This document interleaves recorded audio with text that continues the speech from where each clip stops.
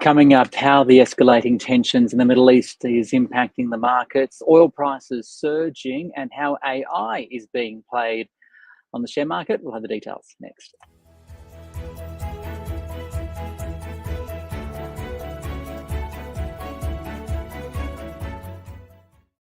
It is your daily 10-minute business and finance news wrap for this Wednesday, the 2nd of October 2024. The Australian share market fell today by 0.1%. We'll have the details with Francesco Stradis from Ord Minnett in a few moments. But first to the conflict in the Middle East, where global oil prices rose 5% overnight amid an escalation in tensions as Iran launched missiles into Israel following a ground incursion into South Lebanon. For the details, Rhayna Bosch spoke with Shane Oliver, Chief Economist at AMP. So Shane, tensions in the Middle East are showing clear signs of escalation at the moment. How concerned are you about the impacts of this from a purely investment perspective? Well, what is going on in the Middle East is clearly concerning, but history tells us that investment markets are only impacted on a sustained basis if we see a big disruption to oil supplies. We've seen that in Middle East wars in the past, but likewise, we've seen lots of wars in the Middle East, for example, over the last 12 months, where oil supplies are not impacted. So you get this short-term hit to markets and the oil price might spike, but because oil supplies aren't impacted, markets go back to worrying about other things. So that's certainly a possibility this time around. But the problem is that if Iran is drawn into this war with Israel on a significant basis, then that could affect oil supplies because Iran supplies something like 3% of global liquid fuel production. And of course, it could, if it's drawn in, it could threaten other countries as well, for example, by blocking the Strait of Hormuz, through which a big chunk of global oil production flows. So a lot depends on whether we see further escalation in the Middle East. So how bad could this realistically get? Look, I think there's several ways this could go. If the response by Israel is fairly measured, as we saw back in April when Iran last sent missiles towards Israel, then I think the impact would be fairly short-lived and markets would quickly forget about it and the oil price would fall back down again. If alternatively, Israel responds very heavy-handedly, for example, by attacking Iranian oil facilities or its nuclear facilities, then I think you can see a much bigger impact because Iran would then seek to escalate yet again, and we'd get this tit for tat going on. But at the same time, you'd start to see a disruption to oil supply coming out of Iran, and that I think could see things get a lot worse. So far, oil prices have gone up something like 5%. They've really just gone back to where they were a week ago. No big impact, even though the move overnight has been quite dramatic. But obviously, if we see a further escalation threatening oil supplies out of Iran, then you could see something like a 20 or 30% spike on the oil price quite easily. And what kind of an impact would that have on consumers, global trade? I mean, what is the tangible impact of this? Look, the problem with rising oil prices is that they flow on to cost of production and have a direct impact on consumers. People see it directly in the petrol price. For example, if the world oil price went up by $20 a barrel, so far it's only gone up a small fraction of that, but if it goes up $20 a barrel, you're roughly adding about 20 cents a litre to the petrol price for Australian motorists. That effectively acts as a tax on consumer spending. People don't have as much money to spend on other things. They don't have as much money to spend in the shops. So consequently, you get a hit to retail sales, which then leads to a hit to the broader economy. Now, obviously, there is a direct boost to inflation, but the impact of oil price spikes in terms of underlying inflation is a bit more messy because headline inflation goes up, but by the same token, people spend less elsewhere and you could have a weaker economy as a result. So that could push underlying inflation down. But it certainly would pose a threat to the global and Australian economies and would certainly be bad news for Australian consumers. In your note today, you mentioned some other major factors that were impacting global markets. What are they? Well, many of the factors recently have been quite positive. Inflation has fallen. We saw overnight inflation in Europe has gone below its targets range. It's just 1.8%.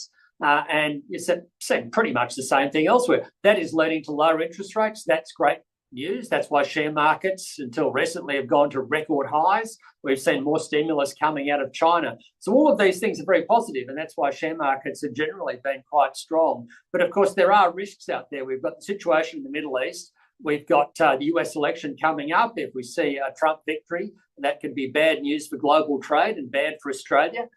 We've got obvious risks around recession in the US and elsewhere, even in Australia. We've seen this massive tightening in monetary policy over the last 2 years. The full impact of that is yet to show up, even though interest rates are now starting to come down again. So there are a bunch of issues out there impacting share markets. And of course, in Australia, we're still waiting for rate cuts. Everyone else is getting the rate cuts. We haven't. But it looks to me like we're just lagging what's going on in the US. US inflation has resumed its downswing. Looks like we're going to see the same thing. In fact, we already are. And I think that will clear the way for a rate cut probably early next year in Australia, but quite possibly in December this year. Elsewhere, China has also introduced some stimulus measures. What are you expecting in terms of the flow and effect from that? Look, I'd have to say the news out of China has been very positive. If it was just a bunch of lower interest rates, then I wouldn't get so excited, because there's a danger that it'd just be pushing on a string. But the fact that you're getting a commitment to more fiscal stimulus in China to provide necessary government spending to support the property market, all of those things are very positive. They're telling us that China is now moving towards doing whatever it takes to boost their economic growth. So that's very positive for China. China is the world's second biggest economy, and that is very positive for Australia. So that is good news and does provide some offset to what's coming out of the Middle East. I guess the big uncertainty about China is whether they actually follow through. They've made some very positive announcements in the last week, but we need to see the details. But I suspect that they are heading in the right direction. Finally, Shane, you've mentioned US election, global rates, China's stimulus. Of those, what do you think is the key thing that investors should be focused on? Look, I think the big positive right now is the move to lower interest rates. If you think about the surge in inflation in 2022 and the surge in interest rates at the same time, it was bad news for share markets. Share markets had a plunge, more than 20% falls globally, about a 15% fall in Australia. Now we're seeing the opposite of that. Interest rates are coming down on the back of lower inflation. That provides a good boost for share markets over the next, say, 6 to 12 months, even though we've got these short-term uncertainties around the Middle East, recession risks and so on.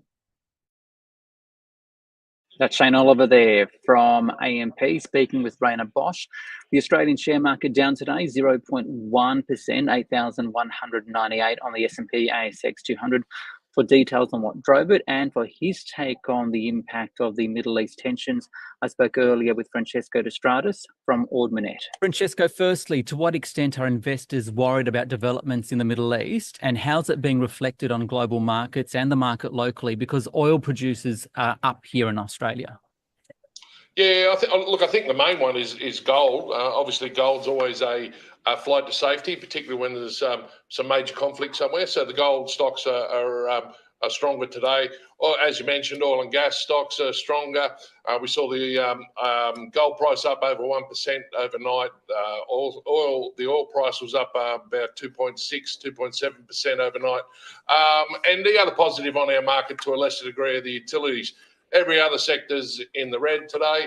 We're looking at Santos and Woodside up 2 to 3%. Newmont, which is a gold stock, up a bit over 1%. Regis Resources and Kingsgate all up 2 to 3% as well. So strong in the gold sector, strong in the oil and gas. Obviously, the Middle East conflict with the amount of supply coming out of the Middle East on oil and gas, and utilities to a lesser degree.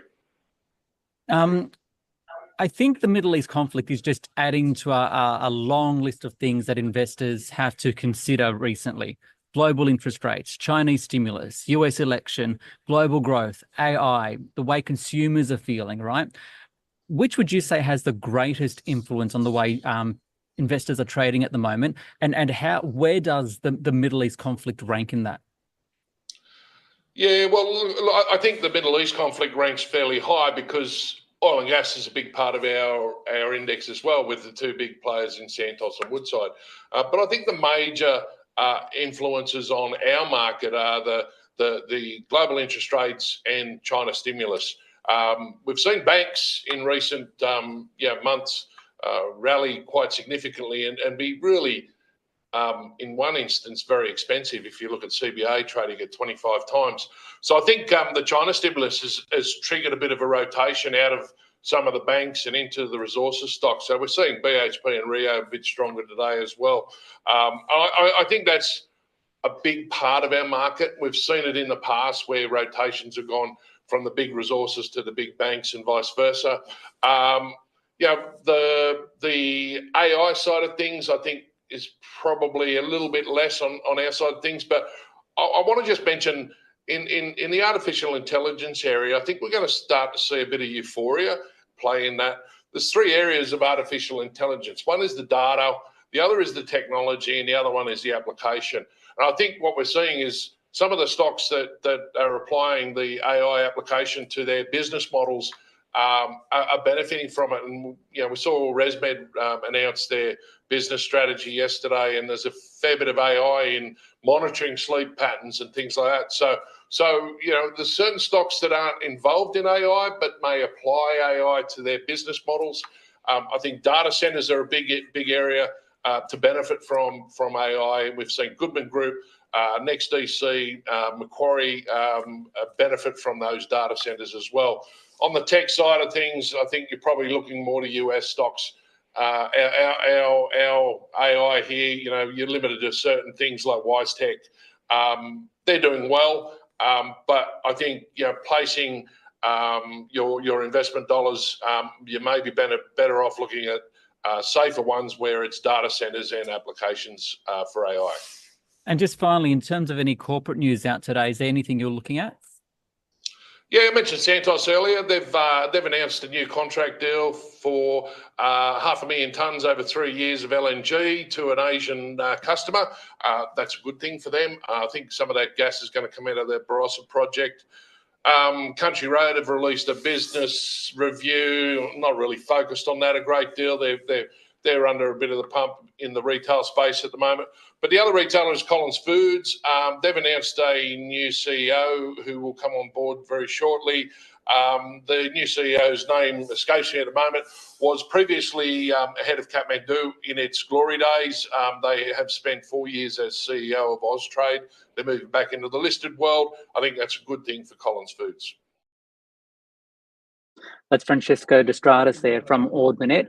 And finally, some good news from SBS. The Cost of Living Secrets podcast, which I host with Peggy Giacomellos, has been shortlisted as Best Business Podcast in the Australian Podcast Awards.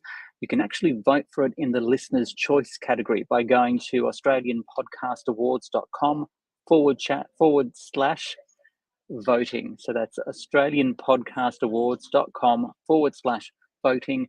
Search for Cost of Living Secrets or even SBS On The Money to give it a vote. This SBS On The Money stream is provided for informational purposes only. The content in this stream should not be understood as constituting advice or a recommendation. It is not personal advice and it does not consider your personal circumstances or objectives. You should contact a licensed professional before making any financial decision.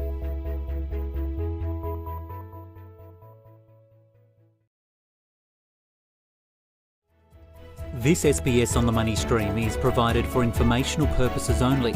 The content in this stream should not be understood as constituting advice or a recommendation.